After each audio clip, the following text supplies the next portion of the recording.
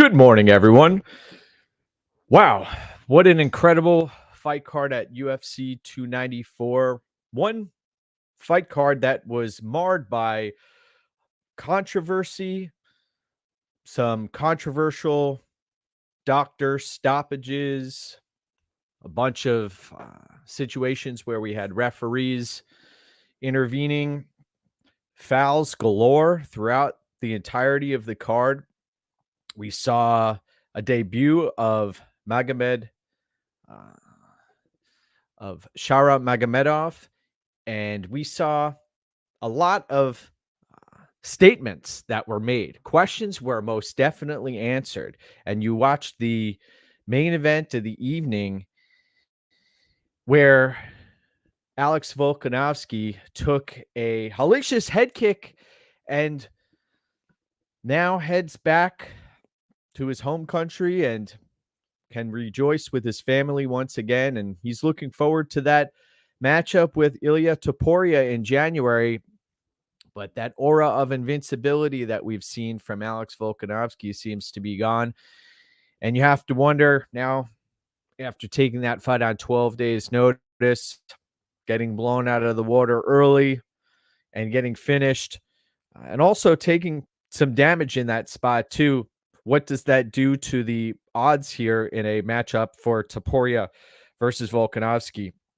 For folks who are hunting for a tremendous opportunity at big dog odds on Ilya Topuria, it seems like that ship has sailed, and we'll see a much more closely lined fight when they enter the octagon in January. So that should be interesting. But let's walk through this card. I mentioned that it was marred by a number of controversial figures and also some decisions that were controversial. Let's talk Shara Magomedov defeating Bruno Silva. And that fight, you saw both of these fighters were tested early and often. The striking was on display of Magomedov, the kicking game. Bruno Silva was busted up, especially in the lower half of his body. But Magomedov was taking some damage, and he was getting caught on the feet. The spinning attacks were there in full display. And Silva, he got his ground game going, and you didn't really.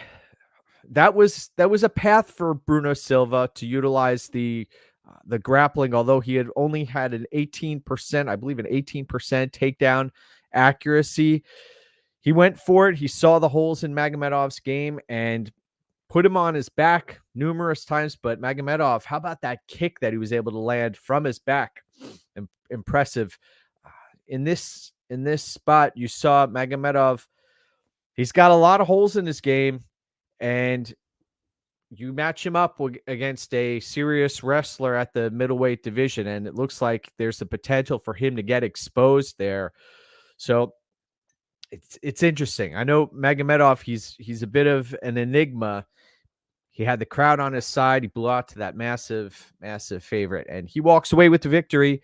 And Bruno Silva, that might be the end of the line for him in this promotion. We'll see. He's had a tough go here in the UFC. Now his record falls to under 500 in the UFC. Interesting. Lou says, Mike, would you describe yesterday's card as a yam bag-erific, or was it too much for you? Oh, there were yam bags galore yesterday. There was groin strikes galore. It was oh man, my heart goes out to Victor Henry, and we'll talk about some other situations where groin strikes were in full effect. Then you had the second fight of the night where Victoria Dudakova came in as the minus 500 betting favorite. She ended up dropping around, and thank goodness that third round took place where Jinyu Fry really didn't do much, and she had the Team Fortress corner.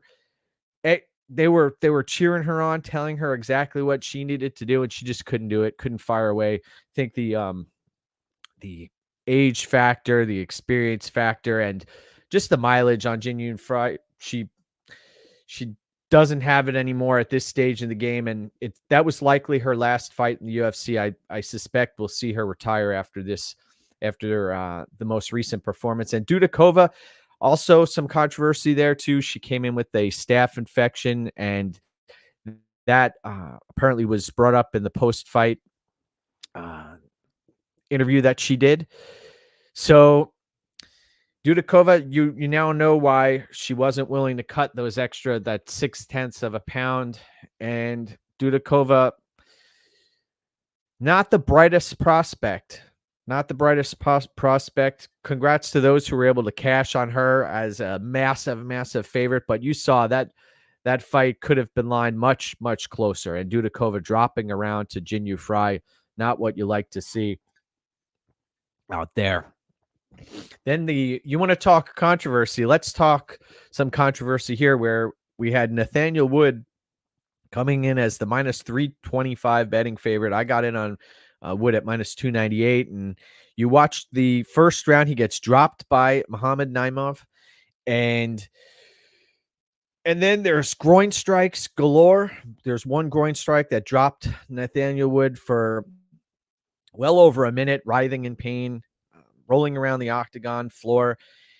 He gets up and turns the tide, ends up rocking Naimov at the end of the first round. And the grappling of Naimov was on display there. I was surprised to see Naimov able to maintain top position for a significant amount of time. And then you had the second groin strike. I believe that was in the second round, where it was a significant shot, as Lou Betcha would say, a Yambag special. And a point was not deducted. That was surprising. That was very surprising there. But these are the rules of engagement, and sometimes point deductions are not rendered. And then you had the fence grab of from Naimov, which was another issue that went without a foul. And I believe, I'm not sure if it was John Anik, I believe, on the broadcast mentioned how crucial it is to enforce point deductions during fence grabs in the octagon. There's a lot of leverage, a lot of momentum, a lot of energy is expended when you're going for the takedown and trying to land a takedown, and for somebody to simply grab onto the fence, that is that should be punished. So you had that happen, and then Naimov able to have some dominance in the second round on the mat also.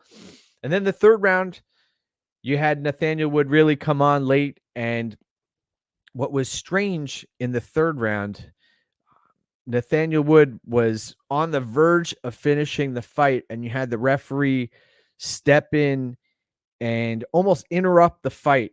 And I believe he was trying to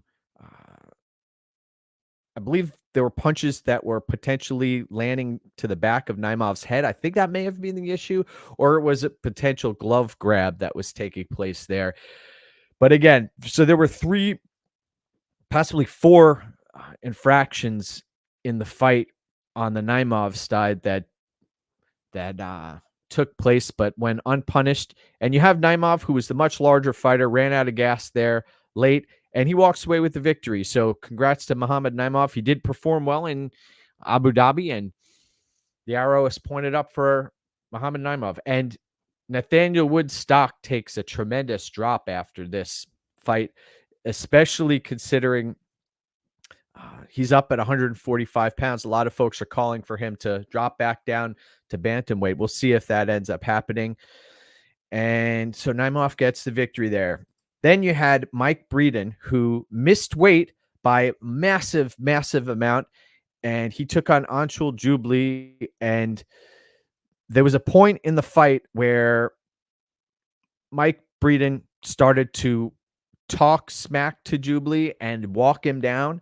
And you could see Breeden did not feel threatened whatsoever by the output and by what Jubli was bringing to the table. And then he just put it on Jubli and took him out of there. So Jubli clearly not ready for the UFC. I see what the UFC was trying to do. They were trying to infuse some talent from India into the UFC, and it just wasn't happening there. And Breeden, I mean, you got to wonder. I believe he had a staph infection as well. You got to wonder what he would have looked like if he would have made the cut to, I believe, was it 146 pounds, or he missed weight by a tremendous amount. And Breeden, uh, you have to wonder what he would have looked like if he made weight there. So that was an interesting spot. That was 155 pound. That was a lightweight fight. So he came in at 159, I believe, 159 and a half. So Breeden gets the victory. Congrats to those who cashed those tickets on Mike Breeden and via KO, TKO.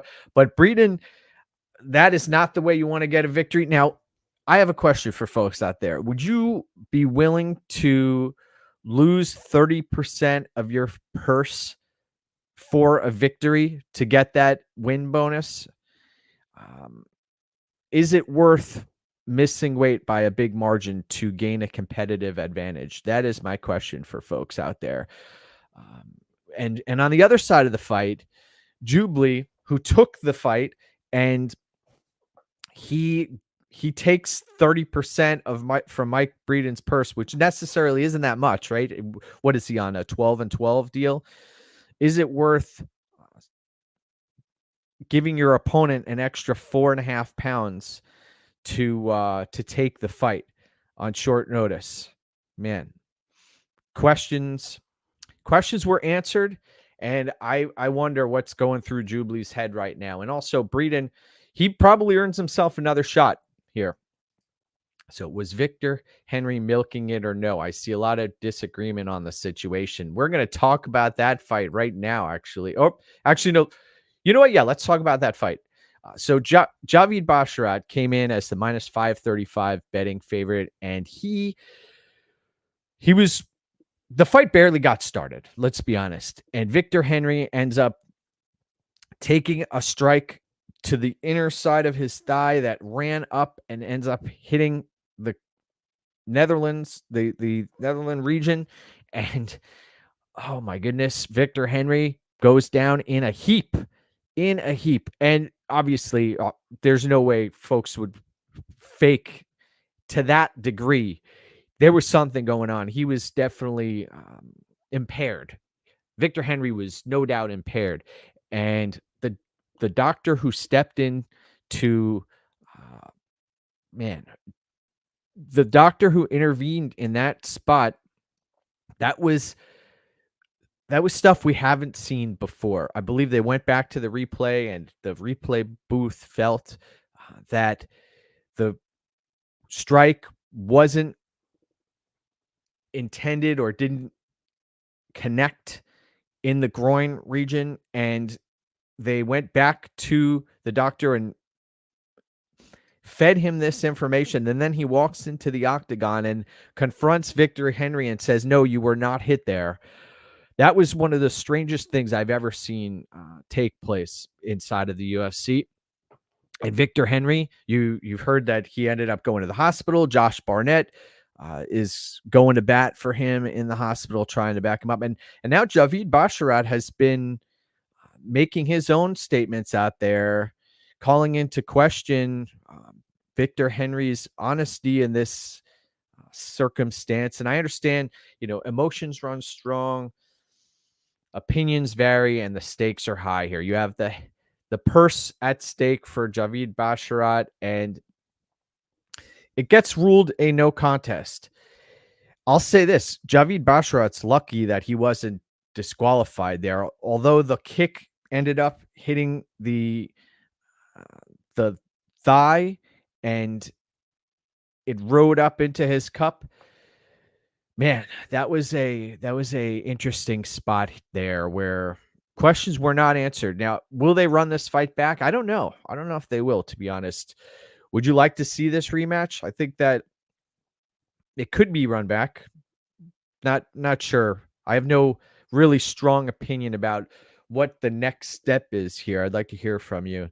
But there's no way Victor Henry was milking it, and I'd like to see this fight play out. It's sad, though. Fighters put in an entire fight camp. I don't know what the extent of Victor Henry's injuries are, though. So let's see what happens there. Let's talk Cedric Dumas. defeating Abu Izatar. And Abu Izatar, you saw, he's slowed down, 37 years of age. He's slowed down so much. And the inactivity, I think that he's going to get cut after this fight. Uh, Izatar barely fought as it is. And Dumas, he did what he had to do. Granted, it seemed like he laid off the gas pedal. Dumas he definitely laid off the gas pedal as the fight wore on. He tried to stay at distance, keep his range. He felt Izatar's power a couple of times, and that was it. So Cedric Dumas, talented fighter, but I'm not pulling out all the stops for him. We didn't really see much from Dumas there, who was able to use his length. And I give him credit too, going all the way to Abu Dhabi to take this fight in enemy territory. He was able to get the victory. So congrats to Cedric Dumas there. And that was probably the last we saw of Abu Izatar. Now, let's talk Trevor Peek versus Muhammad Yahya. Trevor Peek came in. We saw controlled aggression. We saw a much, much more disciplined game plan from Trevor Peek. I was impressed by him in that regard. You saw there were chances. There were maybe 7, 8, 9 chances where he started to land on Yahya. You saw Yahya start to wilt, but Trevor Peek didn't necessarily go in for the kill. And that was something that I banked on. I played the under 2.5 there. It ended up fight went the distance. It was only a half unit play, but it was still something that I thought was well within reason for Trevor Peek, especially Muhammad Yahya, the way we've seen him and his inability to absorb significant strikes. But Trevor Peek's lack of aggressiveness ends up pushing this to a decision, and Trevor Peek wins the fight. Congrats to those who got in on Trevor Peek at dog odds. I think that was an incredible line. I didn't catch that one. But Peek gets the victory, and we move on. We move on to a fight where there were multiple fouls here. Muhammad Bakayev, who, I mean, you saw the submission defense on display, defending the guillotine. Tim Elliott burning his arms out. I know he was riding high off of the loss by Kevin Kroom. Kroom gets brutalized in bare knuckle, and Tim Elliott ends up funding his opponent's fight camp, basically sponsoring his opponent.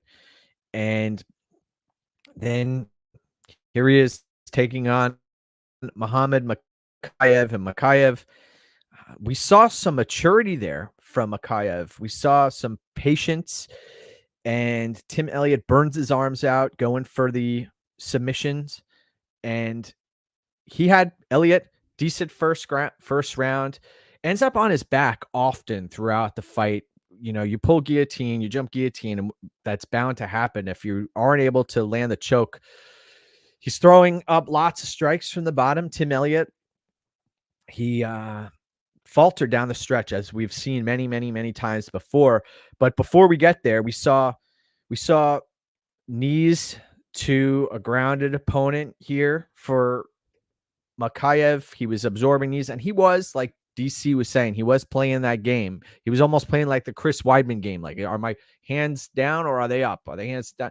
And it creates some confusion for Tim Elliott. So he's waiting, and then he throws a few knees against the fence, and it ends up costing him here.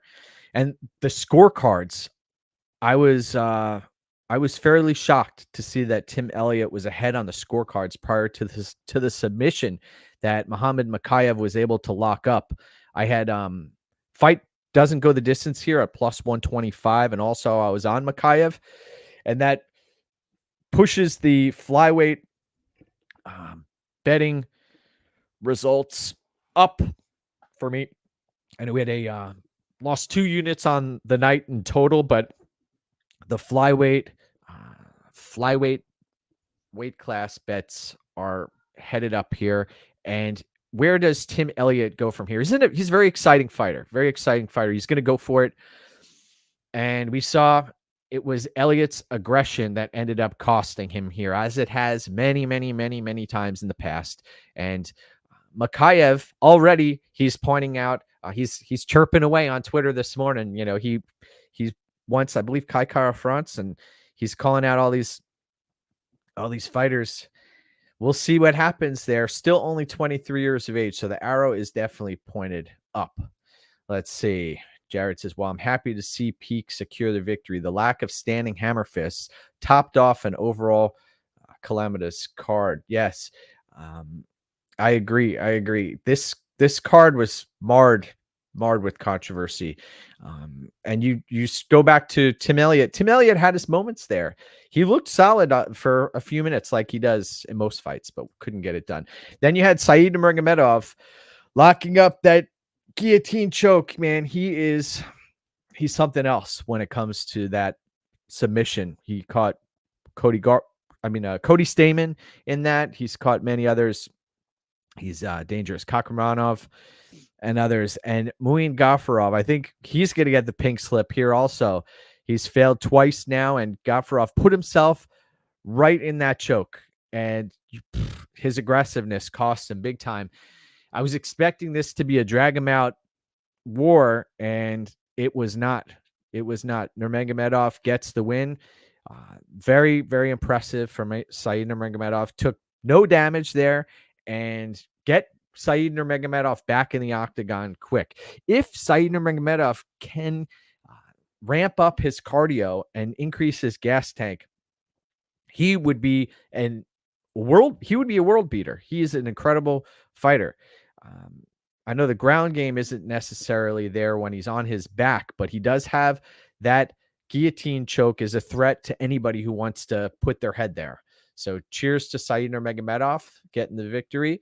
Then we saw Ikram Aliskerov, who defeats Warlley Alves with what led to the finish here was that knee up the middle. By the way, if you wouldn't mind subscribing to the channel here, that would be a big help.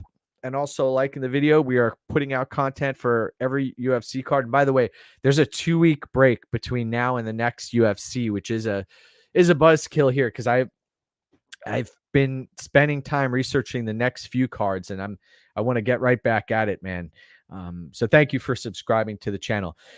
So Warlley Alves takes this fight on short notice, comes up short, and man, he gets finished again. And Ikram showing new wrinkles to his game, the explosiveness, the knee that led to the finish here. Very impressive.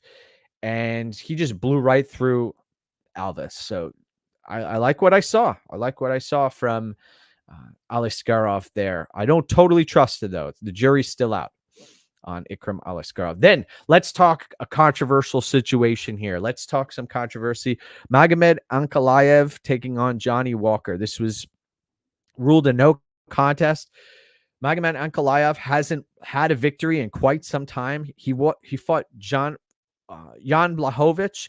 This was back in December, I believe, of 2022. And now it's October, and he is in a fight that's ruled a no contest after putting in a full fight camp. We also saw Magomed Ankalaev take on Iwan Kudalaba and get booked many, many times, holding him up for an entire year with matchups against Iwan Kudalaba. What is going on here? And Johnny Walker, I liked how Walker played possum for a minute, acting like he got hurt to the body, and then came back with that flying knee that missed, but it put Ankalaev in a position where he was about to establish his dominance on the mat, and he makes a huge mistake against the cage, kneeing Johnny Walker in the face. And in steps the ringside physician, the same one who was involved in the Victor Henry groin strike incident earlier in the card. And Johnny Walker is asked, "Where are you?" And he says he's in the desert, apparently, which is a correct answer. And that wasn't good enough for the doc. So what happens? They end up ruling the bout a no contest because they feel Johnny Walker cannot continue. And then you had some WWE-esque shenanigans taking place inside of the octagon, where both fighters are trying to get at each other. And that was a wild scene that took place last night. Very, very strange. They definitely could have restarted the fight and potentially taken a point from Ankalaev, which would have made things interesting. I suspect we would have seen the fighters be much more aggressive there. Oh, wow. Lou says, I have an appointment with this same doctor next week for a prostate exam. Mike, should I be worried or should I just cancel it altogether? The jury's still out there, Lou. The jury is still out. I do not feel comfortable answering that question, but I'd like to personally wish you the best during your exam. And now, what happens to Magomed Ankalaev here?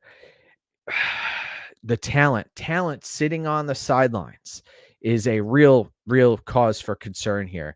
And Johnny Walker also, you saw, he stepped right in there, looked solid, that he had a spinning back fist that was thrown, the same explosive fighter. And we have James showing some cause for concern regarding Lou. Lou, we all wish you well in the near future. And as far as Ankalaev and Johnny Walker go, I'd like to see them run this back. I'd like to see them run this back in short order. It seemed like they wanted to get at each other. Hopefully, they are both in good condition. Hopefully, that knee didn't damage Johnny Walker much, and he is not concussed, and that they can, the athletic commission or whoever oversees this, can find both of these fighters fit to continue to fight another day, and that's what we want to see. We don't want to see fights getting ruled no contest. We want to see questions being answered, and unfortunately, they were not answered last night in that regard. Then you have a situation where questions were answered here to a certain degree. Khamzat Chimaev completely dominating Kamaru Usman right out of the gate, up at 185 pounds. And we know this was a short notice replacement bout for Kamaru Usman, who fared well after the first round. You saw Khamzat Chimaev. He's going to have to get a handle on his gas tank here, because his energy expenditure, his energy regulation is a real issue. He comes out of the gate so hot, and he was within a few seconds of finishing this fight. Usman ended up slamming Chimaev on his head when he was, Chimaev had Usman grapevined. He was locking in a rear naked choke, and Usman tried to escape the position, but Khamzat ended up on top again, and complete dominance that first round. Now, the second round, you saw Kamaru Usman come alive and have his moments there. And the other thing I need to mention too is you heard right after the fight, Chimaev said that he broke his hand in the first round. So that could explain what was going on here. But Usman held his own late in the fight. You saw the last few seconds of the bout. Usman was starting to pour it on late. And you have to wonder, if this fight was booked for 5 rounds, what would have happened here? It seemed like Usman was starting to turn the tide, but that first round, that was the definition of a 10-8 round. Chimaev completely dominated that round and had his moments to finish. When was the last time you saw Kamaru Usman get taken down and ragdolled for multiple minutes of a fight? And that's what we saw took place here. And Usman, in his post-fight interview, said he had himself to blame. He was questioning his own character and where he is in this game. Let's be honest, folks, that's 3 consecutive losses for Kamaru Usman, and he's getting up there in age, going to be 37 soon. Where does Kamaru Usman go from here? He got teary-eyed. He expects better of himself. And oh man, what is going to happen in that situation for Kamaru Usman? I would like to personally propose Kamaru Usman versus Shavkat Rakhmonov. And please book that fight after the Wonderboy Thompson fight. That fight is a fight that needs to happen. Shavkat Rakhmonov versus Kamaru Usman. Or if you're not going to book Shavkat Rakhmonov versus Kamaru Usman, please, UFC, how about Bilal Muhammad versus Shavkat Rakhmonov? That is, those are 2 matchups that are on the horizon, and I look forward to both of those. So Kamaru Usman, where does he go from here? I have those matchups already booked in my head. And then Khamzat Chimaev. Does he walk right into the fight with Strickland, or does he end up taking on Dricus du Plessis? By the way, my heart goes out to Gamrot here, who was the backup fighter, and we'll talk about that in a minute. What is going on here? What is going on here with Gamrot? But Khamzat Chimaev, he, in my eyes, should sit on the sidelines, recover from his broken hand, and let Dricus du Plessis and Sean Strickland figure this out. That should be the next matchup. Now let's talk main event of the evening. But before we do that, we've got some additional comments here in the comments section. Walker Ankalaev would made an excellent co-main to Holly Holm's next main event against the UFC's new drug testing partner. Wow. Well, Holly Holm, we saw Mayra Bueno Silva. She gets her win overturned, and now Holly Holm's got a clean slate. And what is going to happen here with Holly Holm? She's back. Usman should stay at 185. Scott, I agree with you. I think he definitely fits in the weight class. I mean, if you throw away that first round, that 10-8, then you had a competitive fight. It took a little while for the engine to get revved for him. But Usman, the way he was able to get his striking going late in the fight and also to keep the fight on the feet was impressive to me. Now, let's talk main event of the evening. It's safe to say Alex Volkanovski was not expecting a head kick from Islam Makhachev, and props to Makhachev's corner and team. If you watch the regional footage of Alex Volkanovski, one of the losses that he sustained early in his career was due to head kicks and getting repeatedly kicked in the head. He didn't necessarily have an answer for that. And I doubt that he thought Makhachev was going to be throwing a kick upside his head.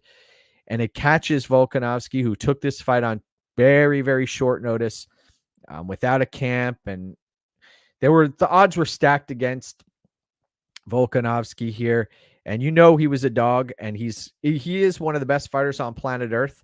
But what happens to Volkanovski here? And props to Islam Makhachev, who, man, he looked great. He looked massive for 155 pounds. Granted, I bet he was over 180 when he got into the octagon there. He was huge.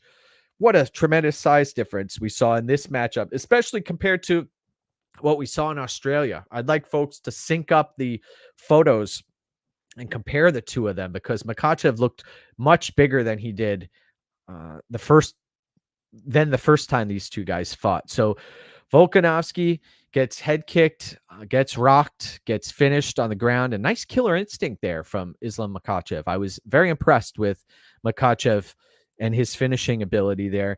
And Volkanovski, what happens? What happens to him? Makhachev's going to have to fight a legitimate 155er here. Oliveira, possibly Gamrot. I say book the Gamrot fight. I know injuries are unfortunate. They pull fighters away from the fight game. Marcus is in the house. Cheers to Marcus, a Nubian bookstore. Whose stock has dropped the most? Man, that is a very, very good question. I could see folks saying that Khamzat's stock dropped the most. I would say Dudakova's stock definitely dropped. Let's see. Nathaniel Wood's stock dropped in this. Abu Azaitar's stock definitely dropped. He will likely get cut from the promotion. Let's see. Muin Gafarov is probably gone. I would say this fight, it didn't necessarily hurt Usman's stock that much, but 3 losses in a row, that you can't argue with what goes on your resume, and that's basically what happened there. If Khamzat rematched Ikram, what would your opening betting line be? I think still, and we saw that we already saw that take place once. I would say it would probably be -350 Khamzat That would be my guess as far as the opening line, Marcus. But I am not the odds maker there. Let's see. Good morning, 420. Good morning, sir. 420 MMA picks. Great to have you here. And congrats on cashing all those tickets yesterday. You did a great job. Proud of you. Nice job. That was awesome. Volk should fight Topuria in February or later to heal instead of January in Toronto. Let's see. I don't know. I'm not sure. Topuria is waiting for him. I bet Topuria is licking his chops right now, seeing what took place. Marcus is saying good morning to Mr. 420. Thanks. Glad you guys are in the comment section. I appreciate everybody. If you wouldn't mind subscribing to the channel, this is a cathartic experience for me to be wrapping these fights back up and recapping what took place. It's a passion of mine on this Sunday morning. This is something that we've been doing for a long time, and we'll be continuing to put content out. So Makhachev, man, also, I think Makhachev honestly would perform very well up at 170 pounds. Also, that grappling is going to carry him and has carried him throughout his entire life. So it should continue. And Volkanovski, remember, I'll leave everybody with this. You watch the interview from his coach prior to this fight. He said that he has Volkanovski has 1 to 2 more years left in him, and then he wants to get out of the fight game. So this was a big chance that he took, big risk, and it was going to be potentially a big reward, but he came up short. And there are only so many fights you have. The chin also, every chin has a shelf life. And when you have Makhachev landing and putting you on wobbly legs, that's not necessarily a good sign. So that's fascinating. That's fascinating. Thank you, Marcus, for hopping on board this morning. I appreciate you. So 1 to 2 more years we have of Volkanovski's 35, and every fighter has a shelf life. All good things eventually come to an end. And you have to wonder what's going to happen with Alex moving forward. It should be interesting. I'll say that, but hope he heals up. And also that post-fight speech too. He mentioned that even in the back room that he likes to stay busy. And his head isn't right until he's in a fight camp, and he wants to get back out there again too. He is searching for and hunting for getting into the octagon back in January. So we'll see if that fight ends up coming to fruition. So thank you for tuning in today, and I appreciate you. Have a great Sunday. If you are playing anything in the NFL, I hope you cash all those tickets on today's NFL slate. I'll look forward to seeing folks when we get back into action with UFC Sao Paulo in 2 weeks. And remember to go get what's yours. Again, if you wouldn't mind subscribing to the channel, that'll be a big help, and we'll continue this journey. So cheers to you. Have a great time throughout the rest of your day. So thanks again, everybody. Take care.